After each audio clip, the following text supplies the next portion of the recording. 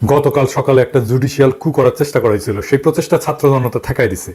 কিন্তু এই প্রতি বিপ্লব ধারণার চাইতেও দ্রুত ঘটছে। যারা হাসিনার শাসন ফিরে আনার মিশনে আছেন তাদের সাবধান করে দিয়ে বলতে চাই, প্রতি বিপ্লব ঘটানোর মতো সক্ষমতা আপনাদের নাই। সরকার হাতে ছিল, হাসিনা দেশে ছিল, ছাত্রলীগ ছিল, যুবলীগ ছিল, অস্ত্রপাতি ছিল, তাই পারেন নাই। ছাত্র জনতা প্রতি বিপ্লব রুখে দিবে, তবে অনেক রক্তপাত হবে। এই রক্তপাত যদি এড়াইতে চান তাইলে এই অপচেষ্টা বন্ধ করেন।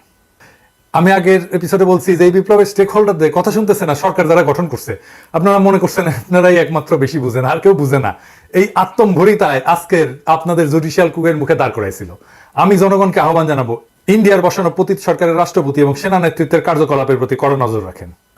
কোন পাবলিক হিয়ারিং প্রকাশ্যে জনগণের মধ্যে যাচাই বাছাই ছাড়া বিপ্লবের অংশীজন, সমর্থক এবং অংশগ্রহণকারী রাজনৈতিক দলসমূহ যারা অন্তর্বর্তীকালীন সরকারের রাজনৈতিক বৈধতা এবং ন্যায্যতা সরবরাহ করছেন তাদের সকলের সাথে পরামর্শ করে আপিল বিভাগের নতুন বিচারপতিদের নিয়োগ করেন। এর অন্যথা করলে বৈধতার সংকটে পড়বেন এবং গণ অভ্যুত্থানের মিত্র পক্ষসমূহের মধ্যে বিভক্তির দায়ে অভিযুক্ত হবেন। ইন্ডিয়ার বসানো পতিত সরকারের রাষ্ট্রপতি এবং সেনা নেতৃত্বের বশ্যতা স্বীকার করে অন্তর্বর্তীকালীন সরকারের পরিচালনার পথে যারা ডক্টর মোহাম্মদ ইউনূসকে ঠেলে দিচ্ছেন তাদেরকে কোণঠাসা করে ফেলেন। আশা করি বিচার বিভাগ নিয়ন্ত্রণকারী দস্যুদের আজকের কুপ্রচেষ্টা ব্যর্থ হওয়ার পর আপনাদের হুঁশ ফিরবে, সজাগ এবং সচেতন হবেন।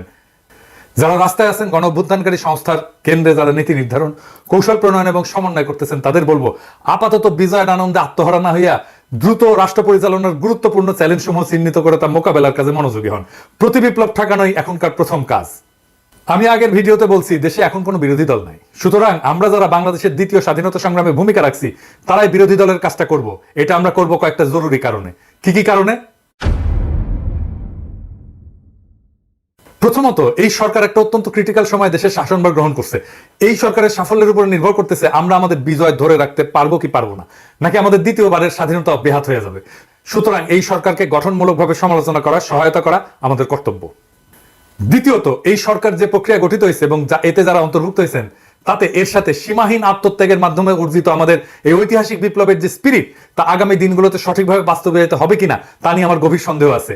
তাই এই সরকারকে লাইনে রাখার কাজটাও বিপ্লবীদেরকেই করতে হবে। তৃতীয়ত, এই সরকারের 16 জন উপদেষ্টার মধ্যে 12 জনের এই সরকার পরিচালনার কোনো দৃশ্যমান যোগ্যতা এবং অভিজ্ঞতা নাই। এরা নিশ্চিতভাবে মেস আপ করবেন। তাদের ভুল এবং ব্যর্থতা নির্দেশ করা একটা অতি গুরুত্বপূর্ণ কাজ।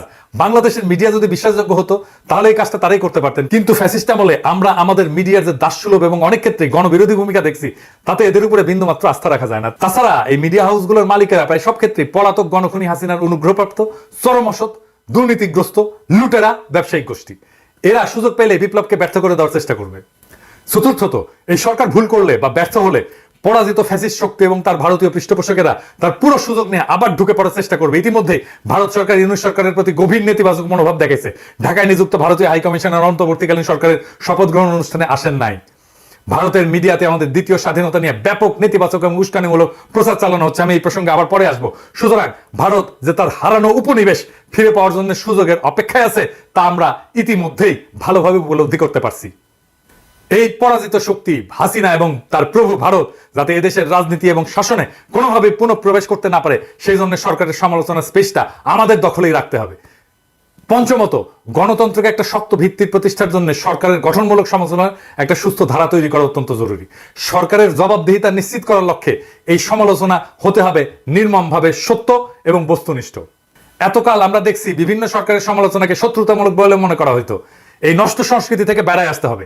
এই লক্ষ্যে বর্তমান পরিস্থিতিতে গঠনমূলক বিরোধী দলের ভূমিকা পালনের উদ্দেশ্যে আমি বাংলাদেশের কয়েকজন গুণী, অভিজ্ঞ এবং পরীক্ষিত দেশপ্রেমিক ব্যক্তিদেরকে নিয়ে একটা ফোরাম গঠন করার পরিকল্পনা করছি, যার নাম হবে শ্যাডো ক্যাবিনেট বা ছায়া পরিষদ। বিভিন্ন গণতান্ত্রিক দেশে এই ধরনের ব্যবস্থা আছে। এই পরিষদ দেশের প্রধান প্রধান ইস্যুর উপরে আমরা কি কি নীতি ব্যবস্থা নিতে পারি তা নিয়ে প্রকাশ্যে আলোচনা করব, জনগণকে সম্পৃক্ত করব, সরকারকে লাইনে রাখার চেষ্টা করব এবং সর্বোপরি আমাদের দ্বিতীয় স্বাধীনতা যাতে ব্যর্থ বা বেহাত হয়ে না যায় তার সর্বাত্মক চেষ্টা করব। একই সাথে আমরা দেশের এবং জাতির বিরুদ্ধে আমাদের গণতান্ত্রিক অধিকার এবং সকল প্রকার মানবাধিকার এবং আমাদের স্বাধীনতা, সার্বভৌমত্ব এবং আঞ্চলিক অখণ্ডতা এবং জাতীয় মর্যাদার বিরুদ্ধে যে কোনো কনস্পিরেসি, যে কোনো ষড়যন্ত্রের বিরুদ্ধে জনগণকে অবহিত রাখবো যাতে তারা এই সমস্ত অশুভ চক্রান্ত ব্যর্থ করে দিতে পারেন। আমি আশা করব প্রফেসর ইউনূস আমাদের এই ভূমিকা ইতিবাচকভাবে এবং গুরুত্বের সাথে গ্রহণ করবেন। এই কথাটা আমি বলতেছি এই কারণেই যে প্রফেসর ইউনূসের একটা কথায় আমার কিন্তু খটকা লাগছে। স্যার, আপনি কিছু মনে করেন না, আমি এটা বলতাম না কিন্তু আমি এটা বলতে বাধ্য হইতেছি। আপনি বলছেন যে এখন থেকে আপনার কথা শুনতে হবে। না স্যার, আপনাকে বরং আমাদের কথা শুনতে হবে, জনগণের কথা শুনতে হবে। মনে রাখবেন, এই বিপ্লবের নায়ক কিন্তু আপনি না। আমরা যা বলবো সেটা সত্যি ভেবেই বলবো। আপনি প্রথমে এয়ারপোর্টে এই কথা বলছেন, কিন্তু আমার কথা শুনতে হবে, এটা স্বৈরাচারের কণ্ঠস্বর স্যার। আমরা এটা নিয়ে সঙ্গত কারণে কথা বলিনি, কিন্তু এইটা ভাবেন না স্যার যে আমরা এটা লক্ষ্য করিনি। আমরা লক্ষ্য করছি এবং নোট রাখছি। এই বিপ্লবের ফসল যাতে লুট হইয়া না যায়, আমাদের দ্বিতীয় স্বাধীনতা যেন আবার বিদেশিদের পায়ে বিসর্জিত না হয়, তার জন্য আমরা আমাদের জবান খোলা রাখবো। দেশ কিন্তু গ্রামীণ ব্যাংক না স্যার, আর আপনি কিন্তু দেশের এমডি না স্যার। হ্যাঁ, যাই হোক, আপনাকে এবং আপনার সরকারকে আমাদের কথা শুনতেই হবে। আমাকে কিঞ্চিত এটা রূঢ়ভাবে বলতে হইল, কারণ এটা শুধু আপনি বলেননি, এক উপদেষ্টা দায়িত্ব নিতে না নিতেই বললেন কঠিন এবং বিব্রতকর প্রশ্ন করবেন না। এই সরকার কতদিনের হতে পারে এরকম আপনার প্রত্যাশা আছে? আপনি আমাকে কোনো কঠিন প্রশ্ন করেন না। এটা তো স্বৈরাচারের ভাষা। এই মনোবৃত্তি নিয়ে কি করে একজন একটা বিপ্লব উত্তর সরকারের স্থান পায়, ভারী উদ্বেগের বিষয়। আমি আরো উদ্বিগ্ন, এই সরকারে ১-১ তিন জন ব্যক্তিত্ব জায়গা পেলেন কি করে, এবং কারা কারা আসেন আমরা একটু দেখি। এর মধ্যে একজন হইতেছেন ব্রিগেডিয়ার সাখাত, যাহার সম্পর্কে আগের ভিডিওতে বলছি, কিন্তু উনার কীর্তি এতই মহৎ যে উনার সম্পর্কে বললে আর শেষ হবে না আর কি। ২০০৮-এর নির্বাচনে কিভাবে আওয়ামী লীগ জিতলো জানেন? আওয়ামী লীগ পেল 49% ভোট, আর বিএনপি পেল 33.20% ভোট, আর সিট পেল আওয়ামী লীগ কত 230, আর বিএনপি 33 মাত্র। এটা কেমনে কিভাবে হইলো আসেন এটা একটু দেখি। এবং এর পিছনে কুশীলভ কে ছিল? জাতীয় সংসদে কিছু আসন আছে আওয়ামী লীগ পাবেই, যতই খারাপ অবস্থা হোক। মানে এখনো যদি ইলেকশন হয় তাও পাবে। কিছু আসন আছে যা বিএনপি পাবেই, যতই খারাপ অবস্থা হোক। বিএনপি প্রায় 150টার মতো আসনে এক ধরনের টাগ অফ ওয়ার চলে, মানে টানাটানি চলে আর কি। কে জিতবে নিশ্চিত না, একটা কিংবা দুইটা কেন্দ্রের ফল হিসাব বদলে দেয়। এই এম সাখাওয়াত হোসেন 2008 সালের 133টা আসনের সীমানা এমন ভাবে পুনর্বিন্যাস করে যেন 133টা আসনে নিশ্চিতভাবে আওয়ামী লীগ পায়। যেই একটা দুইটা কেন্দ্র দিয়া ফলাফল বদলে যেতে পারতো, ওই একটা দুইটা কেন্দ্র এমন একটা আসনের সাথে যুক্ত করে দেওয়া হয় যা আসলে ওই আসনে কোনো ভূমিকা রাখতে পারে না। সো সেই আসনে ফলাফল নির্ধারণে ওই কেন্দ্রগুলোর একটা অ্যাডভান্টেজ নষ্ট করে দেওয়া হয়। এই লোকটা তো আসলে করাপ্ট, এটা স্যার আপনি জানেন না? হ্যাঁ, আপনি তার পাশে রাখছেন।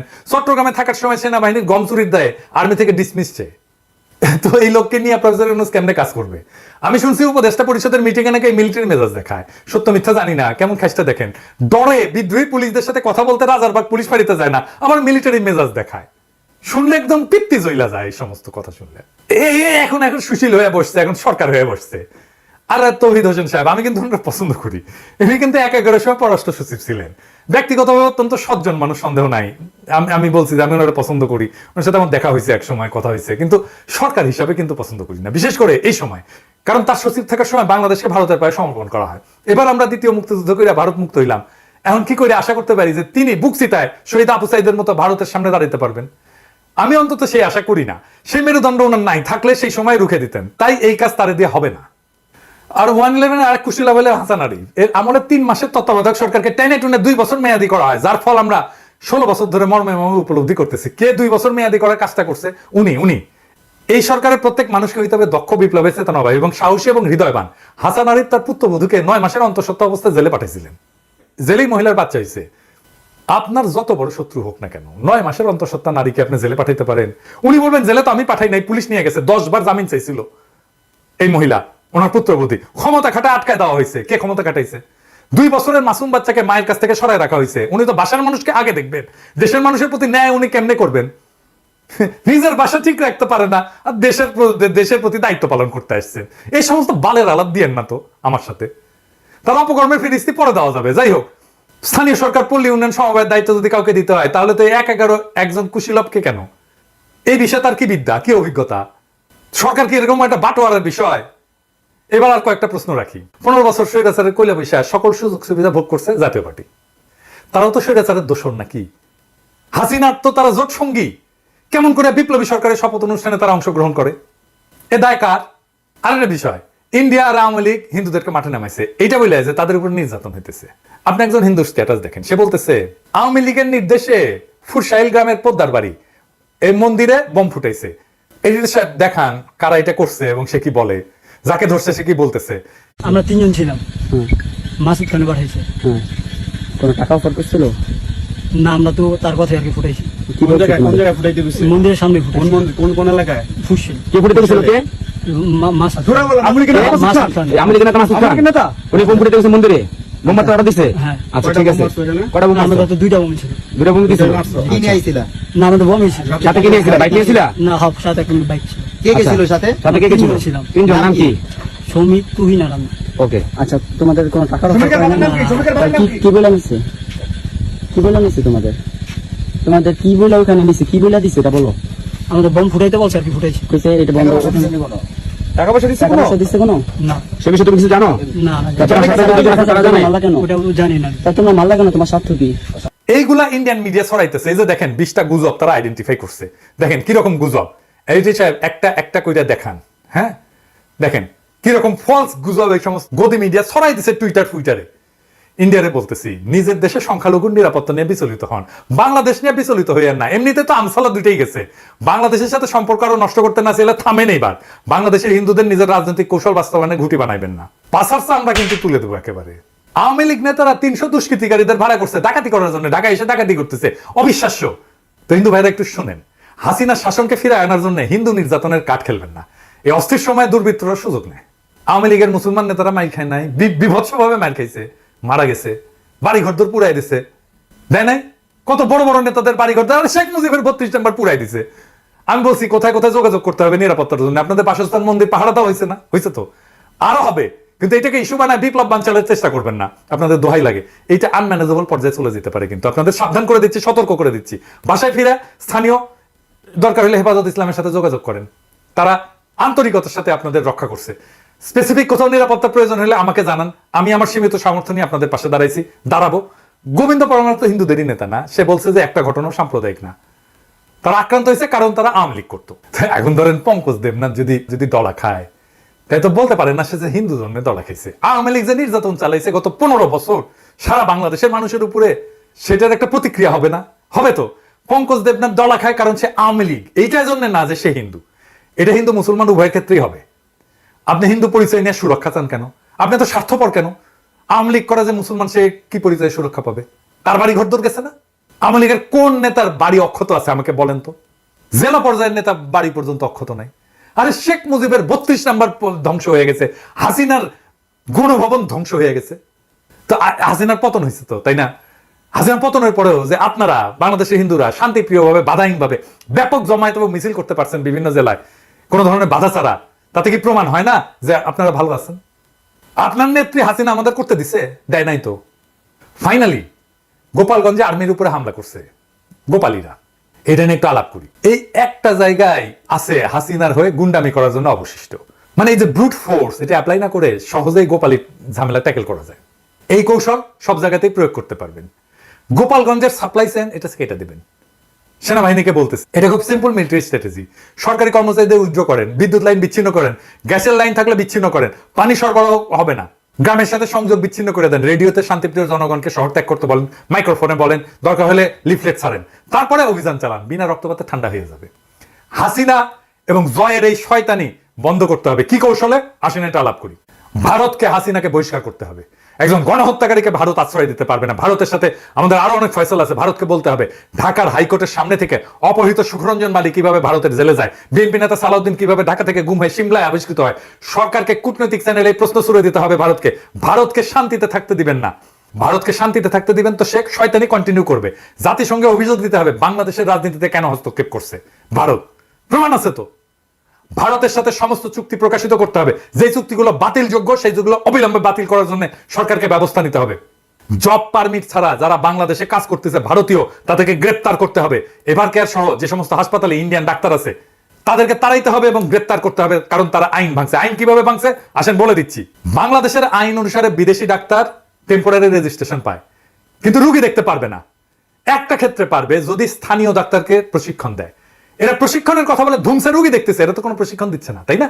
বসে রুগী দেখতেছে, এটা পারে না। এটা আইন বিরুদ্ধ কাজ। এই আইন বিরুদ্ধ কাজ করার জন্য এদের প্রত্যেককে গ্রেপ্তার করতে হবে। হাসিনারে শান্তিতে থাকতে দিচ্ছেন জন্য সে শয়তানি করতেছে। হাসিনার বিরুদ্ধে আইসিসিতে আয়নাঘর নিয়ে এখনই মামলা করেন। আর এই আন্দোলনের সময় যে গণহত্যা হয়েছে তার তদন্তের জন্য জাতিসংঘকে আহ্বান জানায়। বাংলাদেশের কোনো ইনস্টিটিউট নাই এটা তদন্ত করতে পারে। আরে পুলিশ, ও তো ভয়ে আসতেছে না, ও কি করবে? আর এই জুডিশিয়ারি দেখছেন কি অবস্থা। সব ঠান্ডা হয়ে যাবে। জাতিসংঘকে আহ্বান জানান, জাতিসংঘ যখন এটা তদন্ত করতে আসবে। হাসিনা নাশকতার নির্দেশ না দিয়ে আবার গর্তে ঢুকবে।